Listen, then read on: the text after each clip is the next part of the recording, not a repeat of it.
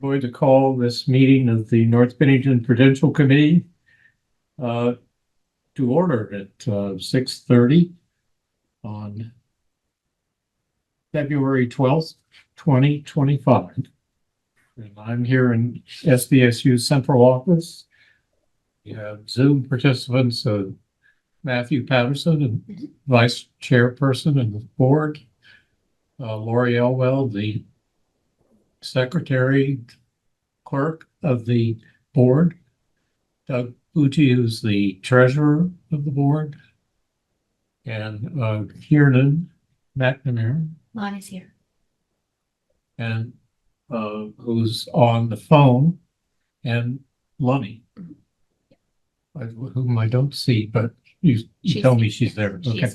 So Lonnie, there she is, DePonte DeSorda, and zooming in just now. So public comments, I don't see anyone to offer public comments. Finance, treasurer's report. Okay, everybody should have my report that I sent out. Not a whole lot to go over.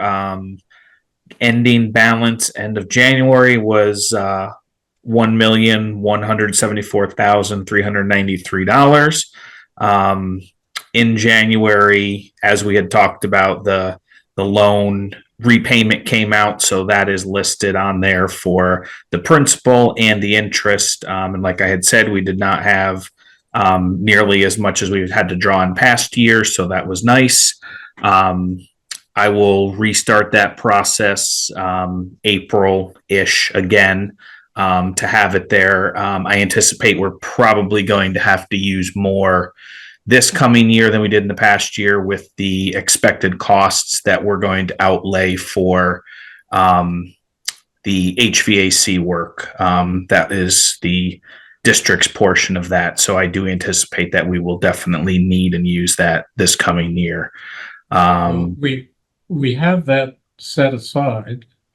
I know we've dipped into it a little bit, but I think we'll just make some transfers so that it goes whole into just sleeping in the bank account till we call on it for this project. Right. It just makes cash flow tight. That's all, because once we have that last batch of state aid, we don't have anything again until after taxes. Okay. So well, you are correct in that we have those funds. It just makes cash flow very tight because July 1st begins spending for the next fiscal year. However, we don't have any income until November, December. Right. We do get in September. We will get the state aid, and that did pay out right on time this year, which also aided us in not having to use as much on that line of credit. When they wait till closer to the end of September and we have the tuition that has to go out, that's when it gets really tight. Yep. But other than that, I don't have anything else for right now, unless somebody has any other questions. So yeah, I have none, and you will be doing those calculations like June for the line of credit, right? Yeah, that I start that process like I typically usually start it in April, because it takes the bank anywhere from 4 to 6 weeks to do all their stuff. And now we know now that the attorney has to be involved with the closing. So hopefully it'll be a little more efficient this year than it was last year with having to bring the attorney in at the very last minute. We'll be able their attorney or our attorney? No, our attorney. If you remember, we had to use her name's escaping me. Dina, thank you. Yes. Dina Atwood. Exactly. Right. So she'll do that again this year because the bank now requires the borrowing district to have their attorney prepare and review certain documents for the closing.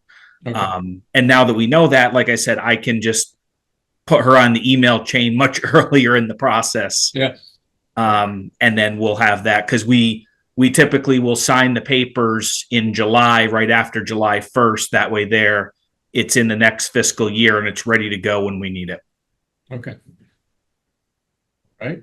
Yep. And if there are no questions for Doug about the treasurer's report, I'm assuming that he would like to be dismissed. I'll probably stay on for a bit for your conversation about those couple of articles. I'm just going to turn my video off and do some other work, but I'll be listening in. So if you have a question, just say my name a couple of times. All right. Thank you, Doug. Thanks, Ray. I think we'll skip the budget status. The consent agenda is the next item of business. That's for minutes. We get to the consent part of the package.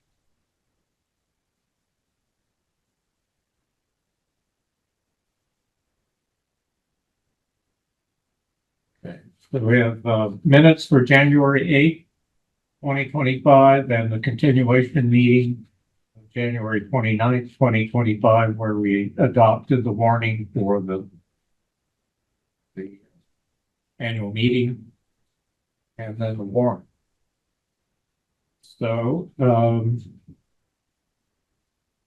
we can adopt I will review the warrant quickly just to state what we're spending. One of the warrants is for $37.71, which is to Brett Mold Construction for the repair of the gym ceiling that was damaged by water caused by a lead filter breaking, busting open and dropping about 100 gallons of water through the ceiling. There will be a little more expense on this because the lift will have to be paid for, and there is we have to pay for the covering panels, the acoustical panels that go up and cover the open area that was created. And I think that's so that will require additional money, plus Brett will go up there and put those panels on, I think. So there are 3 more checks, I would think. Did you just leave the what was the ceiling structure below that floor and above the panels? Okay, so that was an acoustical sound barrier that was created about somewhere in the early 2000s. We did that because after the 97-98 renovations on the building were finished, sound for some reason, it became disruptive, that went up from the gymnasium into the library and the classroom over it. So we did that to create a sound barrier there, which it successfully did. And that barrier was constructed using, there's a steel beams that go from east-west across the ceiling, and then there's a pattern of 2x8 framing in between them, and then so there was we attached let me see if I can remember this now. We attached some RC channels to the carrying rafters or joists, and then we attached 2 layers of 5/8 fire coat sheetrock taped on each layer to those RC channels that were attached to the plywood that was attached. And then put the tectum over the top of that with, some strapping, and there was additional insulation in there all to block the sound. And then that was the whole package. So it's a That was my complicated. question. When the damage occurred from up above, has that all been reconstructed? I got the Yes. sense that maybe you had just done the acoustic panels. We got to the point where we need the acoustic panels, but we had to order them, and Yep. they haven't been received yet, but. Okay. And they're charging us an arm and a leg because they're coming directly from Armstrong. So once those are in and installed, then we'll have those additional bills to attend to, and we'll be done with the project. And it will come in under the deductible amount on the blanket insurance policy that we're covered under with the other districts in the SU. Yeah. That's why we had no real messing around with insurances, because they upped the deductible to a point where we'd never get any money for this Right. claim anyway.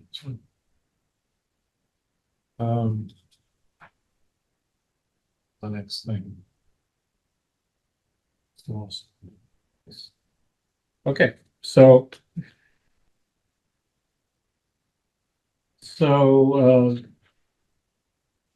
I didn't finish with the warrant. So there's that. Then on the second warrant, there's Cat TV for televising board meetings, $262.50. Meeting minutes paid to Lori for the 2 sets of minutes, $50. ServPro's portion of this restoration, because they cleaned up the water and took down panels and cleaned up the water on the upstairs floor in the 5th grade classroom as well. That's $7,711. Then we have supervisory union assessments for administrative services, audit, early education program, financial services, HR administration, SPED administration, SPED early education program, and tech administration. That adds up to $58,243. And finally, a payment to the village school for 85 students for the month of February, $145,631. Totals $211,898 in round numbers. That's the consent agenda. So if I can get a motion. You have them here. You're making a motion, Matt? Yes, I am. Okay. I can For second. Consent agenda. Lonnie's second. All Yep. Any discussion? Seeing none offered, all in favor, say aye or raise your hand. Aye. Aye, okay. So that's all of us. Kieran, Yeah, Kieran's Matt, Lonnie, myself. Thank you. Policies, we have none. Chair's report, well, annual meeting preparation. What has been the custom for the past few years that we have a presentation that has been running for a few years. We'll just update that. Hopefully Tim will update the district's presentation with the new what additional figures I have to offer. And then Tim will provide us with a report, his report on the village school. Is he on this? Yep, Tim is here. Okay. Yep. Yep. And if that's okay with Tim, I will get these figures together. And Yeah, we perform can your do that. magic. Yep. Okay. Thank you. I've contacted John Lamson, who's our moderator, and he said he's aware and prepared to be there on March 1st. And Lori's already done the ballot and sent it off, correct? Yeah, they arrived this afternoon and they Okay, look good. good. Sometimes Great. they don't, but they did this year. Okay, great. So that's got both North Bennington on one page, side of the page, and the other side is MAU is on the other side. What time is that meeting on March 1? 9 o'clock. a.m. in the morning. In the gymnasium, I think. Unless it's warmer upstairs in the library. Well, no, I've already requested use of the gymnasium and setup of that. So I think we should keep it there. All right. Well, we've moved it before though. That's why I said that, but Yeah, normally maybe. I would prefer it be there, so. Yeah. All right. So, I don't think we want to have a long discussion of this because I've been talking to Laura and to Renee about, the governor's proposal, and they feel like, they're still rolling this stuff out. And we ought to wait till it's all here, and then people will start saying what they want to say about it, legislators and their constituents. And I think that's probably a good policy. We should look at what's available and study it. And see what we want to say. But I will say this, from the governance sections of this, it's clear that they intend to, they're proposing these 5 administrative districts, which will be districts in the sense of having taxing authority and having control over schools within the purview of the geographic boundaries of the district.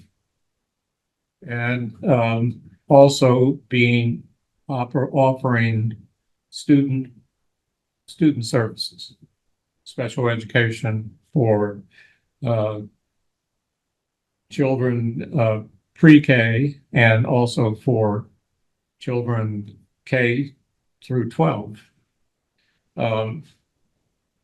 And all the other services, financial, budget preparation, superintendency services, all will be ensconced in some form in an office or offices in this giant district, well, relative to Vermont, which will have about, ours is like 10, 11,000, 12,000. Right in front of me. Well, it's okay. Doesn't really matter. We're the 3rd largest on the beat.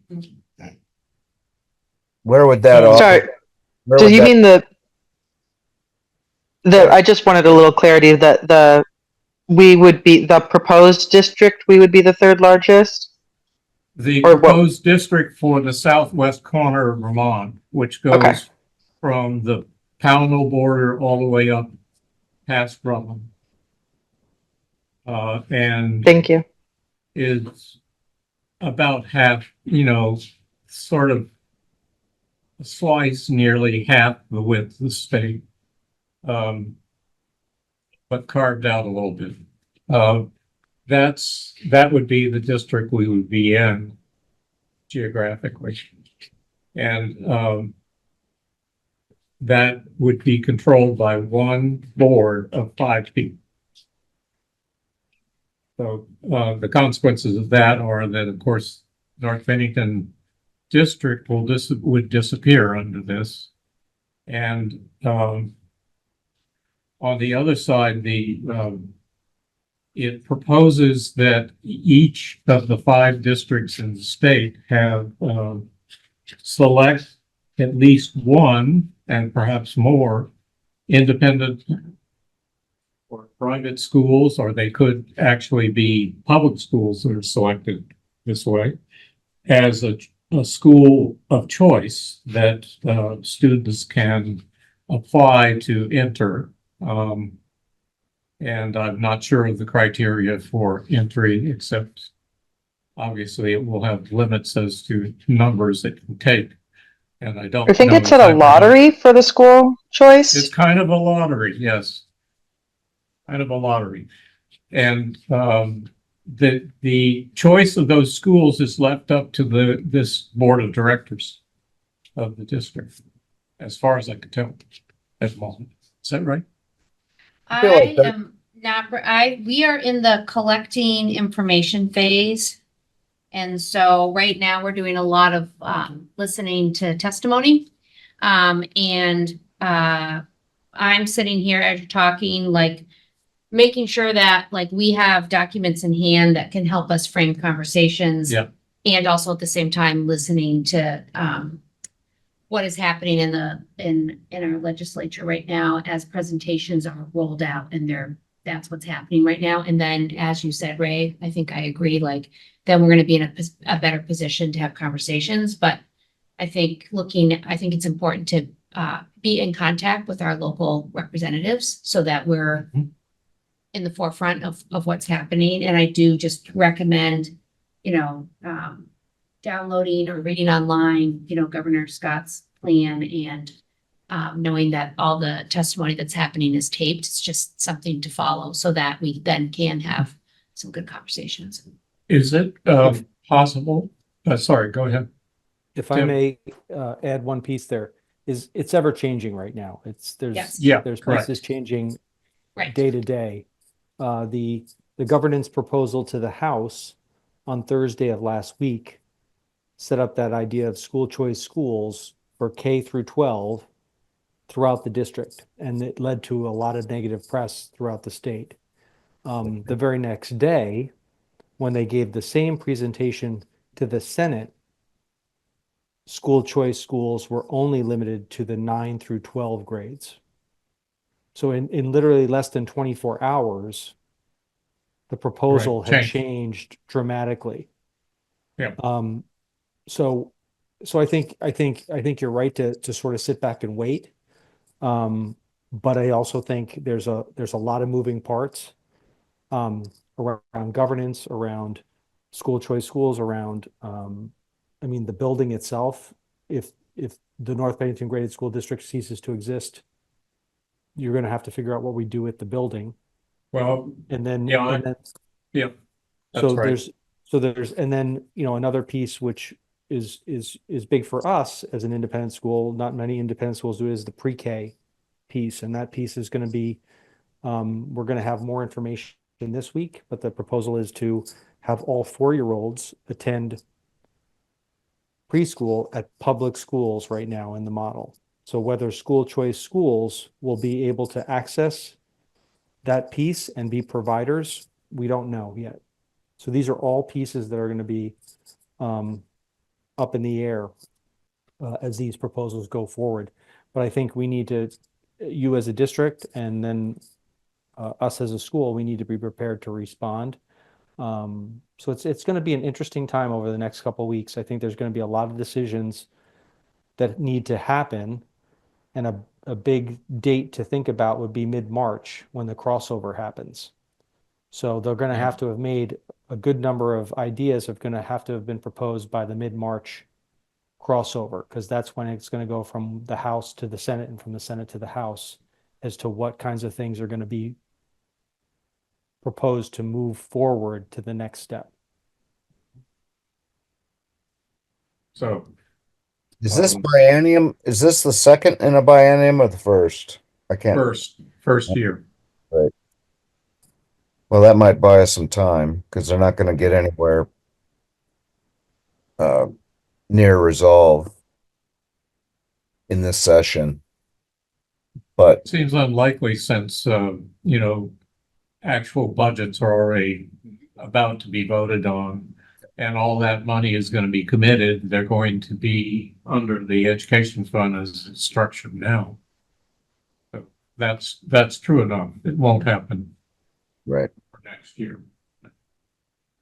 So I would like to address the bill. Well, maybe that's for another time. But we've got to think about preserving our asset, which is the bill. Because with respect to that, it seems to me, since they style this to be a district, it can raise taxes and it can own property. Whereas an SU cannot own property and it can't raise taxes currently. So one thought I have is, well, why can't this, if you want to do the consolidation you want to remove some structure, costly structure, why don't you combine supervisory unions and run it as a supervisory union, not a district, and allow districts which have investments in property and a lot of tradition behind them to stay in place. But, obviously they have other fish to fry here. Seems to me. I Yeah. would say one of those is, because you're going from, how many board members do you think there are in that area? Which area? Like in the region, Our region. yeah, our region is, the Rutlands, the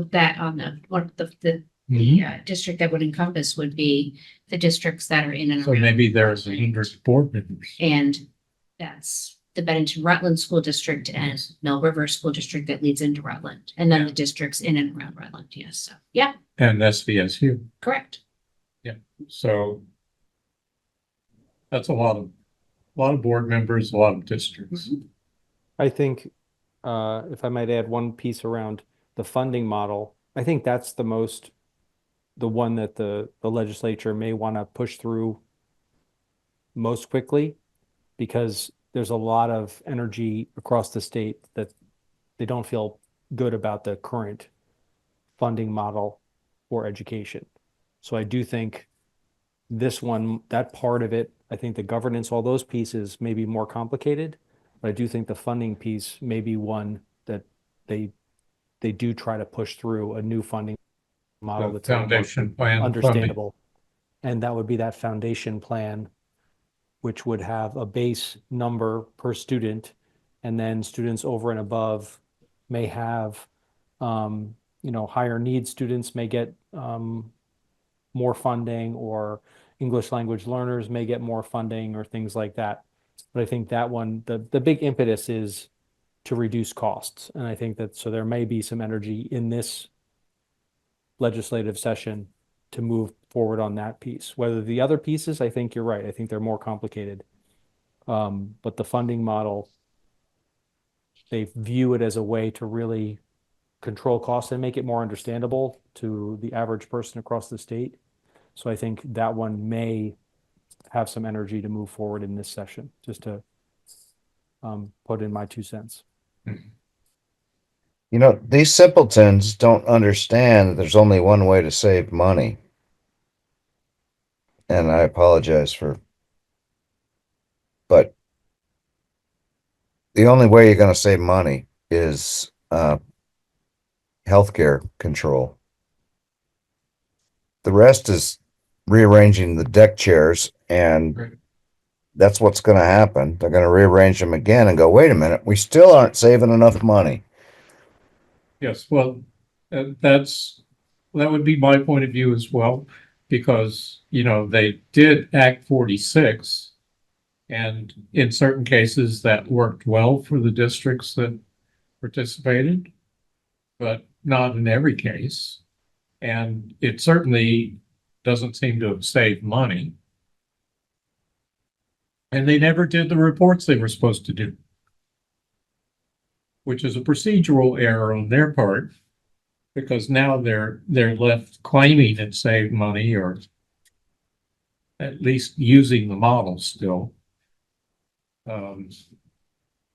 without any real evidence. So Is there any legal challenge to that? I mean, were they obligated statutorily to it was provide? written right into the statute. Okay, Yeah, someone could challenge it.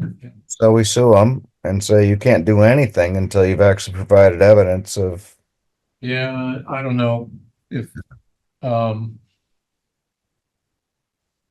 I in a don't know. perfect world, that'd be a good idea. I think, like Laura says, I think it's time, it's kind of a waiting time, figure out, see what's going on, and then figure out what you can or can't do. Yeah, I'm assuming Dina's been looped in on all this just in case as well. Oh, yeah, no, I mean, this is widely, I mean, everybody right now is just watching and paying attention closely to testimony that's being given right now. So, yeah, and so, yes, but I would also suggest everyone just needs to, you know, pay attention and make sure that you have access to resources that are allowing you to follow what's happening, so that good conversations can happen, you know, especially as we get into March.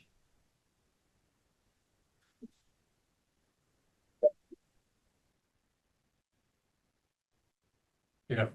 So I've been following this group calling itself, well, now they formed around Act 46 because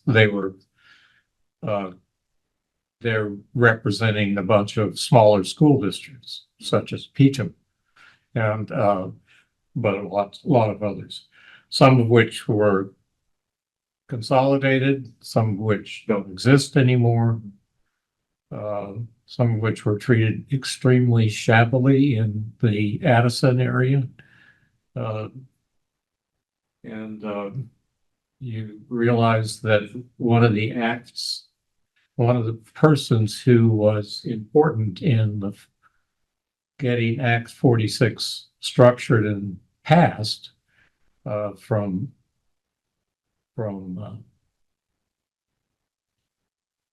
Middlebury has actually attacked Act 46 recently as being a failure. But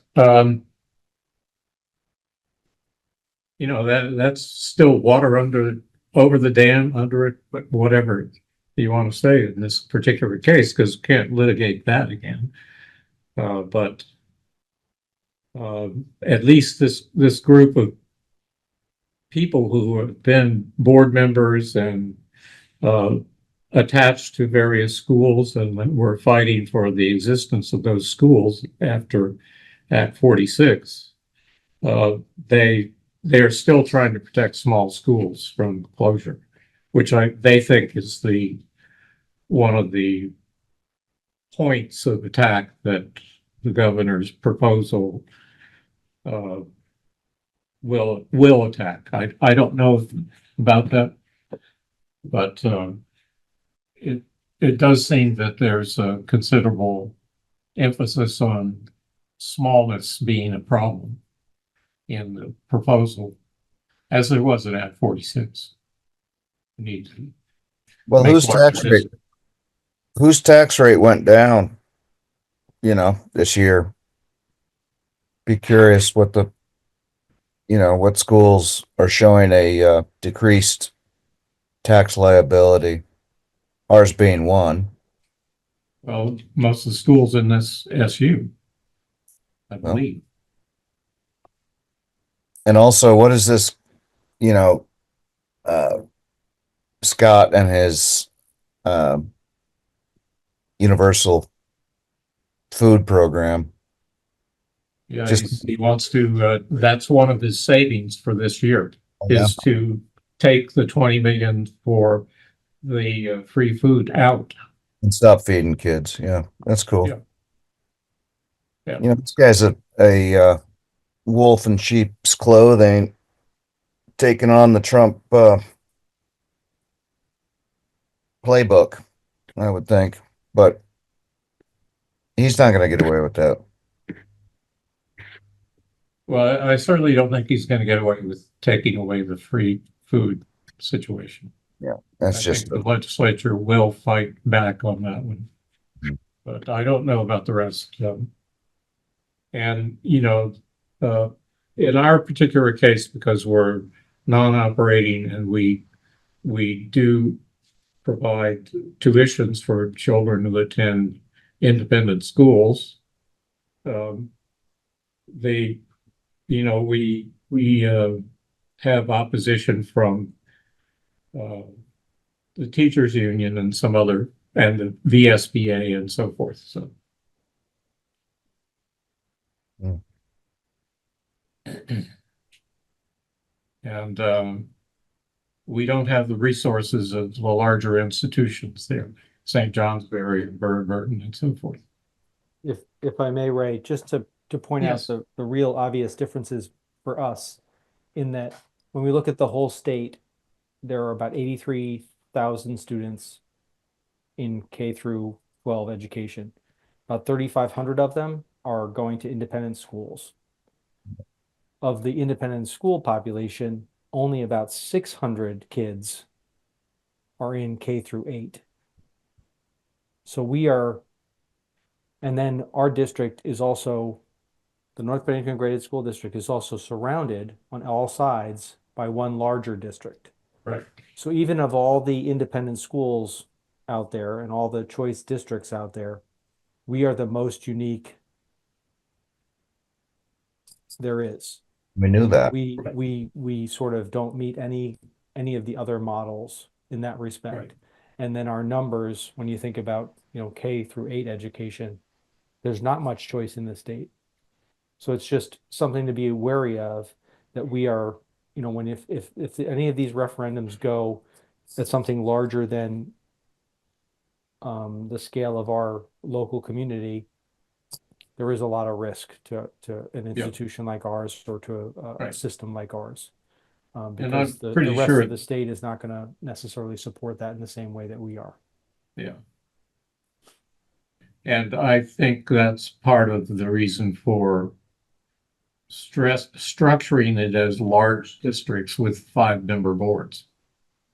Because they're, the disconnect between people in that district and the board members and the central office structure that will exist there will be fairly substantial and difficult to exert influence over, I think. By design. Yeah. Yep. It's the playbook.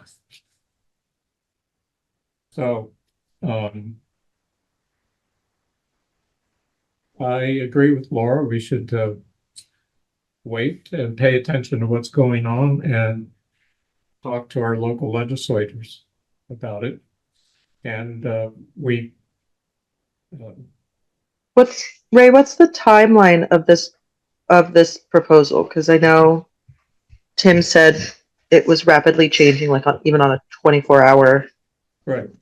timeline, it was rapidly changing. So just in terms of paying attention, and keeping up to date, is there a timeline to be looking out towards for it?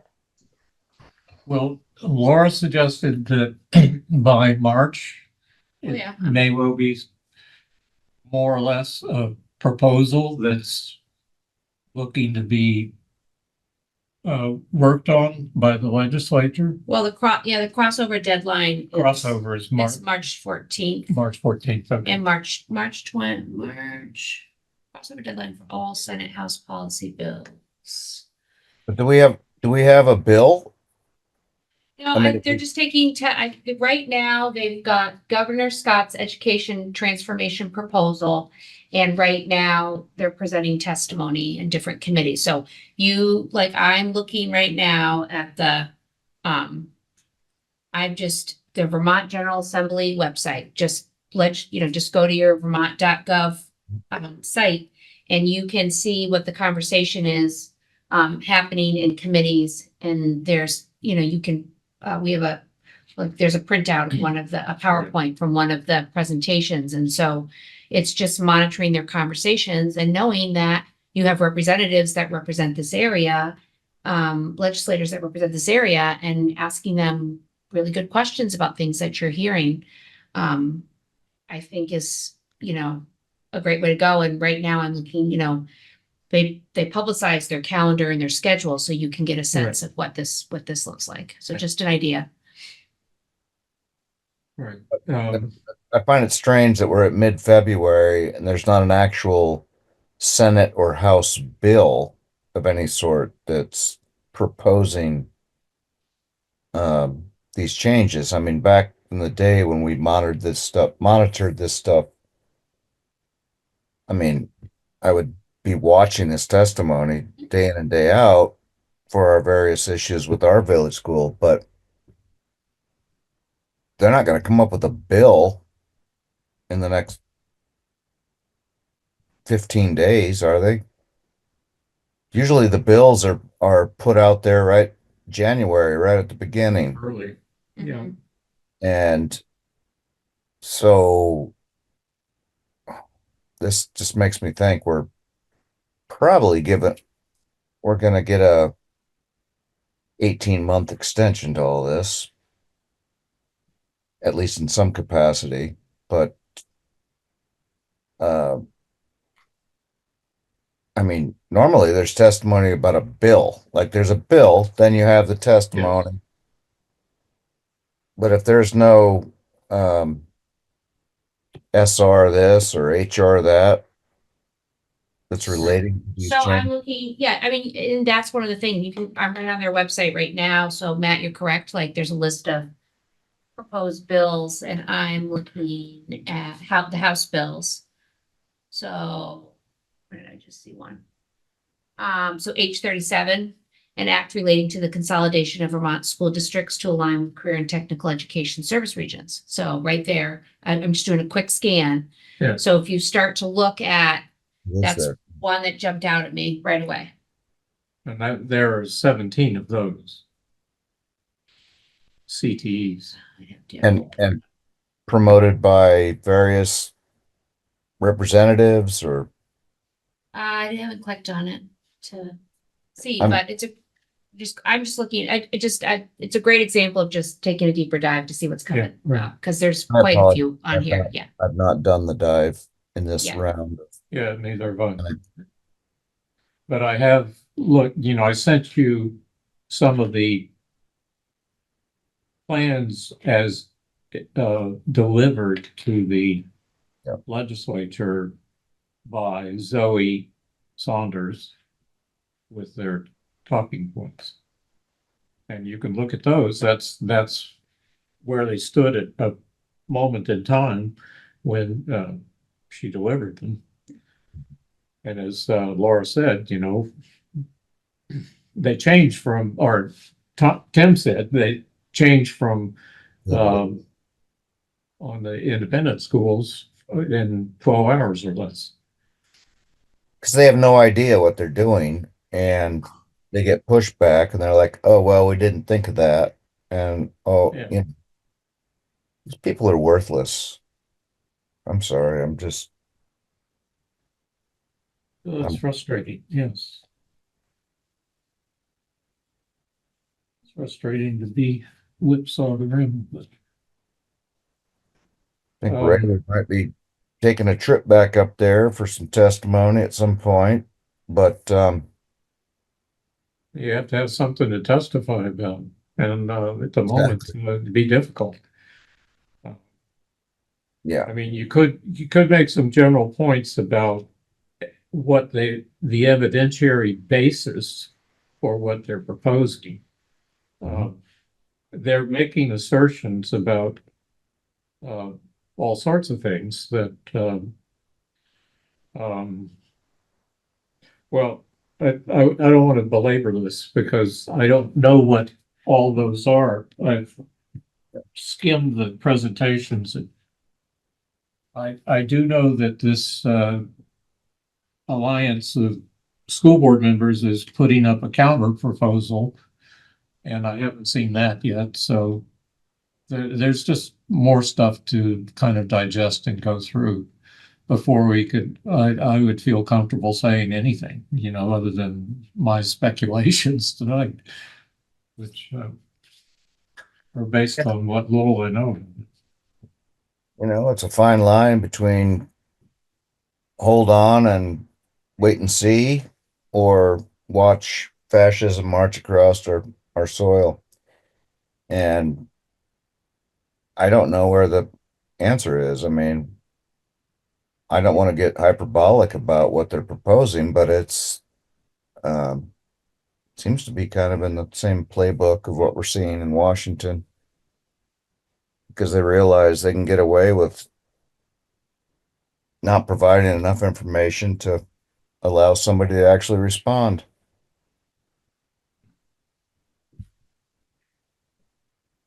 Okay. So I think this is at the moment, but stay tuned. And if you can devote a little time to looking at this material, as I sent you some of it, and there will be more, I suppose, coming out, and I'll try to, maybe Laura can help me by sending me things she thinks are important to know. Oh, That you good can. enough. Thank you. I mean, I can, it takes some doing to pick through those bills. Mhm. And at the moment, I don't think the CTE bill is going to gain traction in the midst of this maelstrom that's being dropped off at the State House. No, I'm put not your worried about seatbelts that on. stuff. And so I think we should get ourselves organized to study this stuff and to have a discussion, another discussion about it. I don't know. We have the annual meeting coming up. We could talk about it there if there's something to talk about yet. Which I imagine there will Is be it, more definition then. Yes, go ahead, Lonnie. is it something worth, like, I don't necessarily know how it works because I'm still trying to learn it all, but like, worth warning or announcing for the annual meeting that this is something we'll be discussing and people can come and like, Well, just like touching the- base with people about their understanding Yeah, for what there they're, is a form for the warning, and it does allow time for discussion, to transact any other business that sound pertinent to the assembly. That's okay. a place where the discussion like this could take place, I believe. And it's Okay. not an actionable item, it's just a discussion. It'd be worth Yeah. telling your friends of your children and anybody else to actually show up to this meeting just to get a little more. Yeah. But we might not have much information.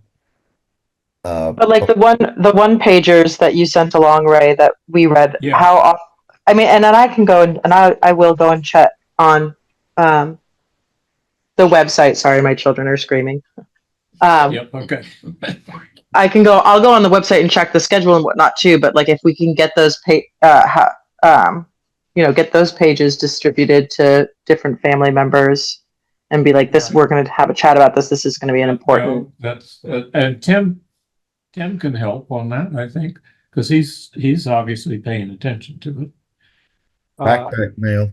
I am happy to send out all sorts of things to folks. I am learning things every day Right. about this from various constituents, and I'm happy to share it with this group. And I do think there may be a time where we have various community meetings at the village school, at the library, at Southshire, at Highland Hall, at all the different places to get people to really understand what's going on.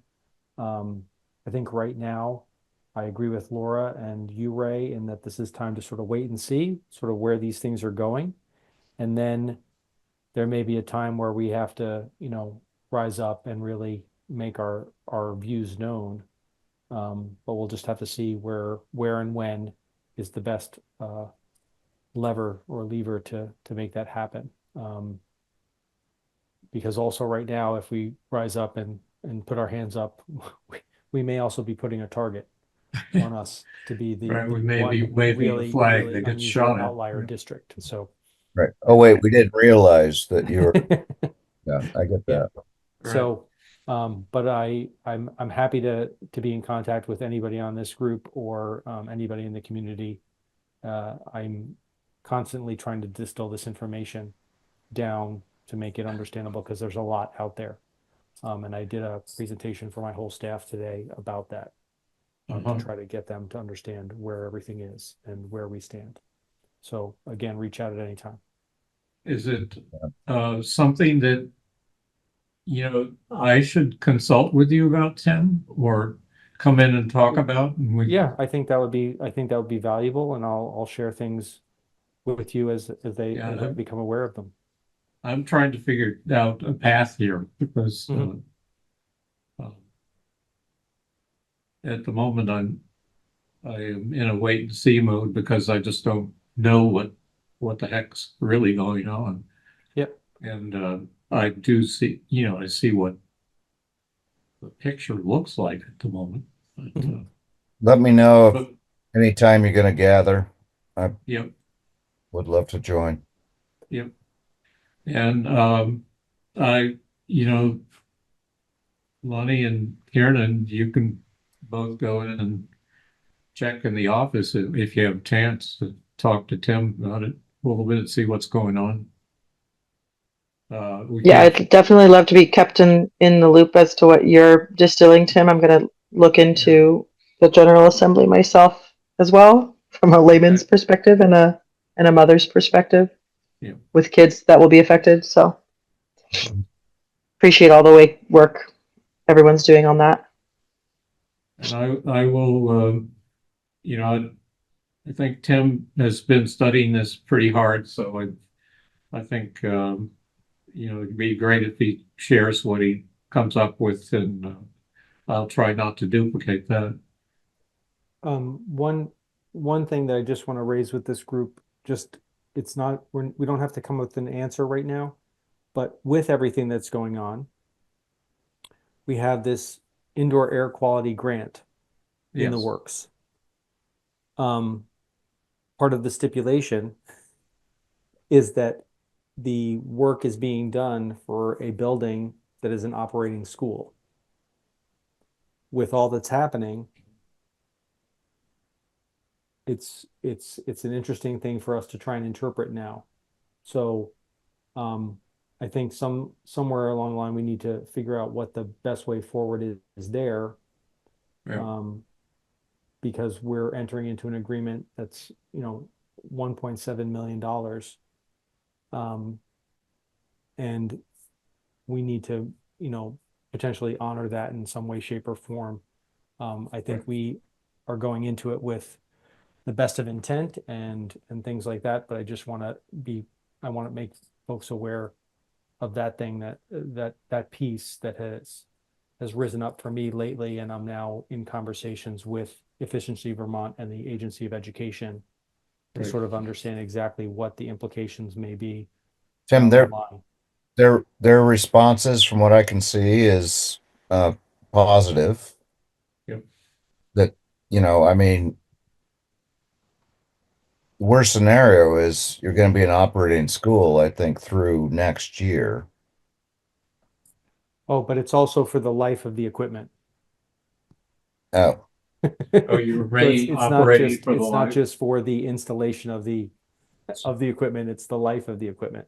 So an HVAC system has a life of 15 to 20 years according to the federal government. So just something to be aware of. Well, then and we something we need make to be, sure. just need to think about. Right. But I'll, as I learn more from Efficiency Vermont, the AOE, and legal counsel, I'll let you know. Handmaid's Tale, anybody? Are we there yet? Sorry, Okay, what? Ne- Oh, yeah. never mind. What else we got going? Is that it? That's it. I don't have anything else.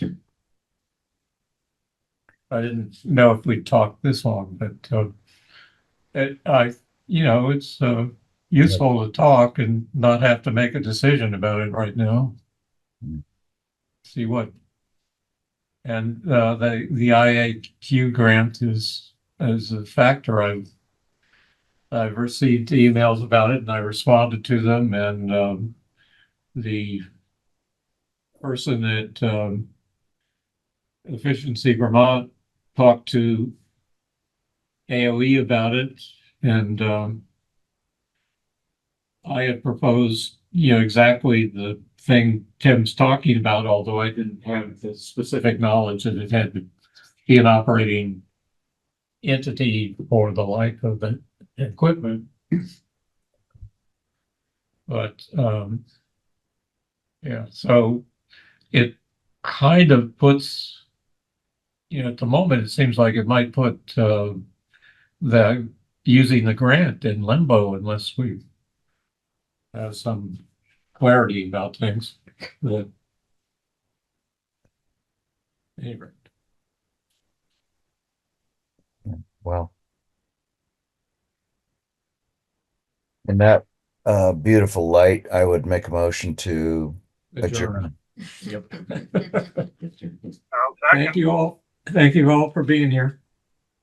Appreciate your conversation. Your children. Bye, everybody. Bye bye. Bye. Thank Have a you. good night, everybody. Bye.